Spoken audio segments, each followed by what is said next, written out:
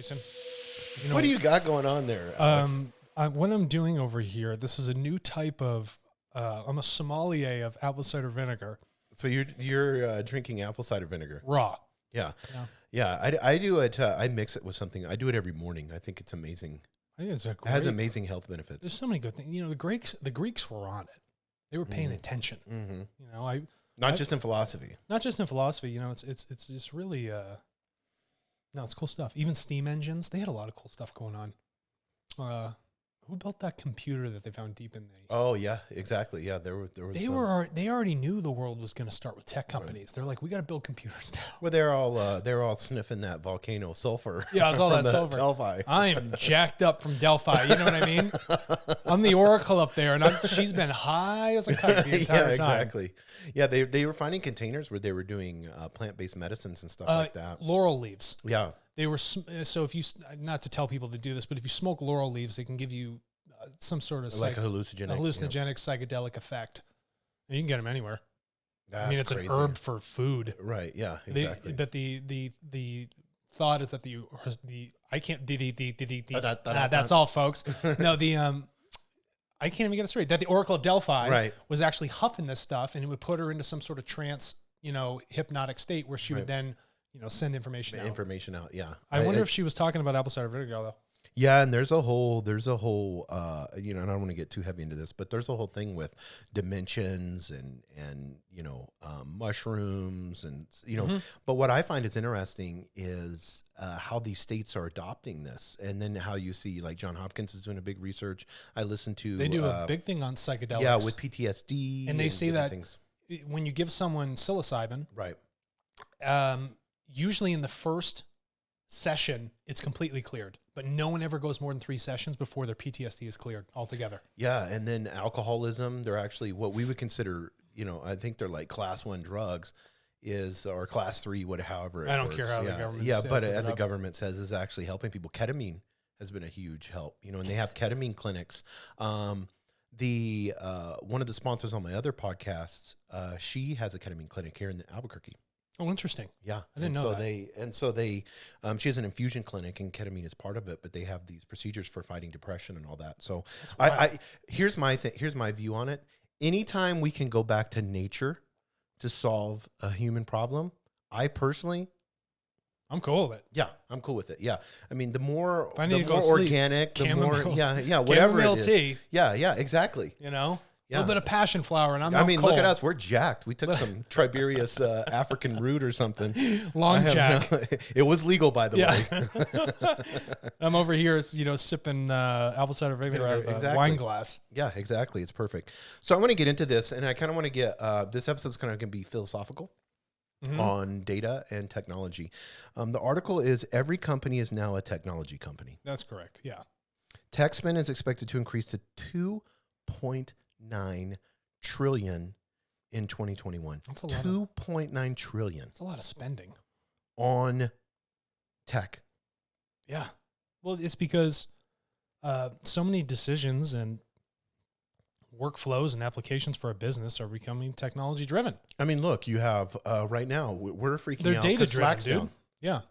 And so now their whole platform's down, and we get information. We have bots that send us information. Yeah, and we're not receiving any of that info. I can't make a business decision, either can you, because there's systems down. I look at Google Analytics multiple times a day and make marketing decisions based off of that. Yeah, that's exactly correct. And so what we find is that we're so reliant on these systems and the data within those systems that's how we're going to make all of our decisions in the future. They're data-driven decisions. Right. Because before we were just making ridiculous decisions. But I think a company that's sitting, whether you're Nabisco or your Hershey's or your, Chevron, PepsiCo, any of these big companies that's been around since the 1800s, they have to recognize you have to be a tech company now. Yeah. It's just what it is. You can't, it's like fighting the internet. You're going to lose. You are 100% going to lose. If the data is telling you that palm oil is killing the earth, right, harvesting it and using it because you want to stick it in your Quaker Oats bar, stop using it. Yes. If it's in Doritos and Frito-Lays, stop using it. Every time you buy a bag of that stuff, it's destroying things. Your data should not just be on our fast food chain. Yeah. Why are you putting your food in that? You know, why it's not just because it's economically more feasible for you because it costs less. Shout out McDonald's fries, though. Yeah, which are actually not French fries. I found out that they're raised like dough. Do you ever notice it doesn't have any of the like rind of the skin of a potato? Right. It's because they take like the flour and they mix it with a lot of things. So it's actually, it's raised like dough. So it's almost like a bread. It's a bread. It's a fried bread. That's why. Oh, wow. And so they actually mix a lot of beef fat and beef oils with it. Really? I did not know it's that. It's gross. I know In-N-Out. I see the potatoes. Yeah, that's fine. Those are fine. But you know, McDonald's, whatever's most efficient. Yeah, that's how they roll. Burger King onion rings. Delicious. Are they good? Yeah, they're great. Yeah. But they have that Impossible Burger. Have you tried that? I have. It's very dry there. Oh, is it? Yeah. Burger King work on that. Yeah. But I mean, why would they even do an Impossible Burger? Why would you do all regular burgers? Yeah, but I'm I see the point you're saying. Yeah, the point I'm saying is because they're Burger King is a tech company. Yes. Whether they realize it or not, they're a tech company. Walk into the kitchen of a Burger King. And they realized that there is a big enough population of 20-year-olds that want fast food after smoking weed. No joke, because go to Colorado. It's legalized up there. They're like, we got to get something quick. Yeah, and so they're like, I will go to Burger King and eat an Impossible Burger over every other place. Yeah, because one, it's cheap, it's fast, and I don't have to eat a cow. Yeah, and it's bean-based. That's how millennials are changing.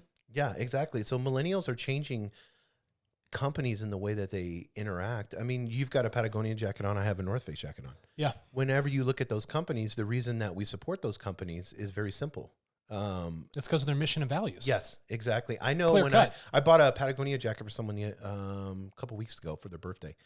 And I specifically bought that for that. I went to REI and specifically bought that for that reason. Yeah. Because I was like, it's winter time. Here's a coat that's practical. And you bought something you can feel good about where someone was paid correctly. Yes. Their due value. Everything that is made in that jacket is... It's coming from an eco-conscious line. Right, yes. And I support the mission, values, and principles of Patagonia and their preservation of natural lands here in the United States and elsewhere. Yes, exactly. How would you not want to put your money towards that? But Patagonia is a tech company. Yeah, their technology. They realized through observation of their data, they analyzed their entire supply chain.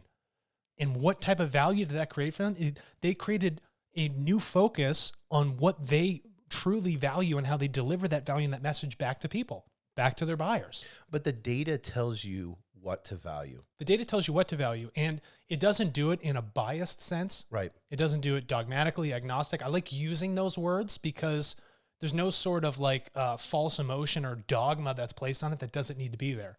It's saying this is what it is. So focus on it or fix it because what you're doing is creating harm.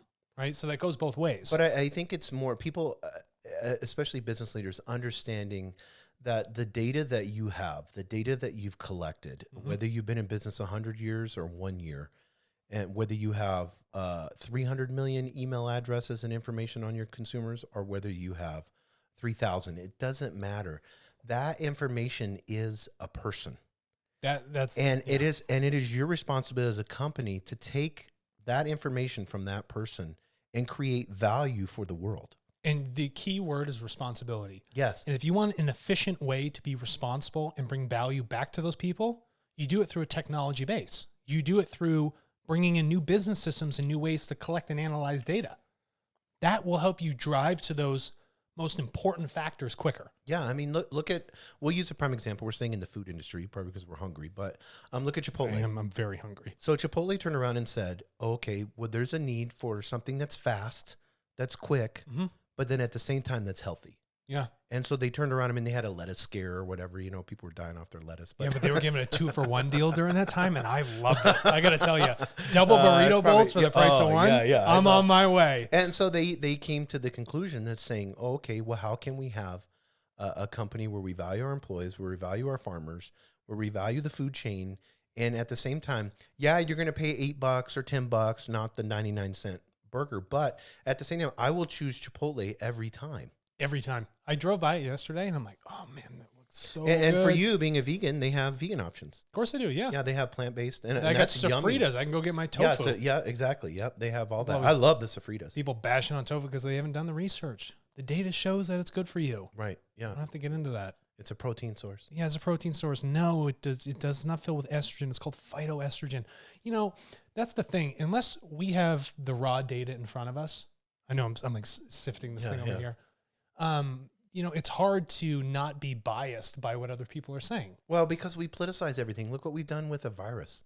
Yeah. We've turned it into a Republican or Democrat. But the virus doesn't care. No, the virus doesn't care. It liked me. Right. Yeah. I'm neither. Right. I'm literally neither. It has a preference for blood. So far, they're figuring out that maybe it has a preference for blood type. Maybe it has a preference for indoors, not outdoors. But what's the driver? Yeah. Data. Yes. So much data had to be collected to try and figure something like that out. Yes, exactly. If you, as your company, whatever it is right now, are not redefining yourself into a technology company, you will fail. If you're a government, an educational system, a higher educational system, you're a tech company.